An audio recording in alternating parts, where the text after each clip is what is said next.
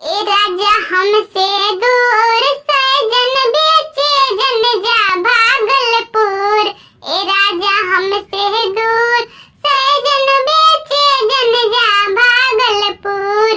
गाँव ही में कोलाना सब्जी के दुकान रही मशहूर। सब्जी के दुकान रही मशहूर।